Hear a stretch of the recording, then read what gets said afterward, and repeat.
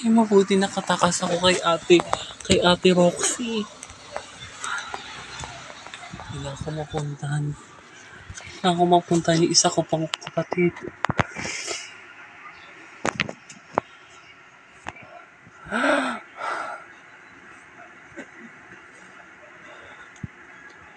Oh, nang tagal mo naman dumating.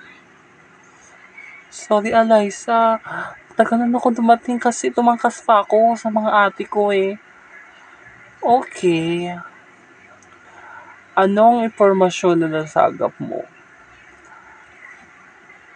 Birthday ni Papa ngayon at kailangan kumpleto kami buong pamilya.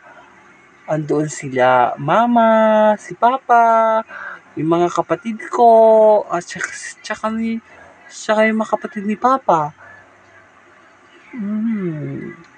Ibig sabihin may kasigahan sa bahay ninyo mamaya. Bakit? Wala naman. Sige na. Pwede ka nang umuwi sa inyo.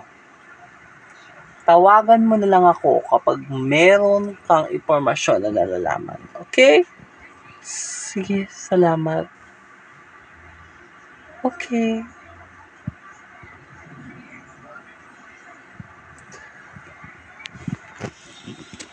Hindi ko alam kung nasaan si Kiray. Oh my God. Ano sasabihin ko na Mama at Papa na nawawala si Kiray? Hindi ko alam kung ano ang sasabihin ko kina Mama at Papa pag malaman yung nawawala si Kiray. Oh my gosh. Kailangan natin mahanap si Kiray. Sorry, mga ate. Kiray! Saan ka ba nagpapapunta? Nag-alala kami sa iyo. May binili lang ako dahil sa birthday ni Papa.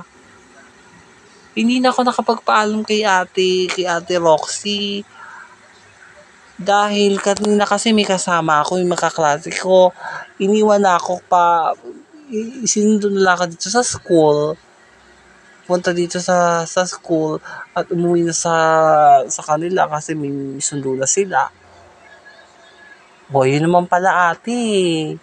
Bumili lang pala siya isa ibang regalo niya kay tatay. Ikaw naman, grabe ka makapag-alala. Nag-aalala ko sa inyo kasi ako ang ate ninyo. Mayayari ako kay Mama at Papa pag may mangyari sa inyong masama. Tara na nga. Sa susunod, Kiray ha, kapag aalis ka, magsasabi ka na kasi nag-aalala kami sa iyo. Oo ate, sorry. Tama si ate Magdalene Kiray. Dapat pag aalis ka, kailangan mo muna magpaalam sa amin para alam namin kung nasaan ka, para hindi kami ganito mag-alala. Sige, sorry ulit. Sige na, sumakay na kayo sa kotse. Kailangan natin makauwi na ng bahay kasi nagsisimula na yung party. May nasaan na kaya mga anak mo? Ba't natatagal lang yung mga anak mo, si Lina?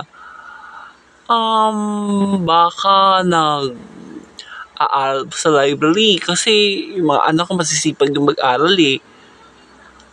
Hindi natin alam.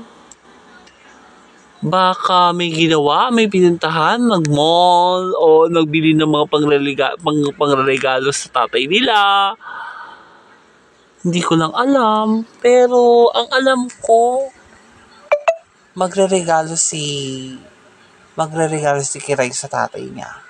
Kasi gusto niyang bumawi sa kasalanan niya sa tatay niya.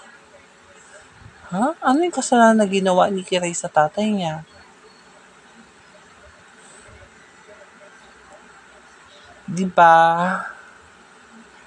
Palasagot siya dati. Tanto yung tatay niya. Kaya hindi pa sila nagbabate.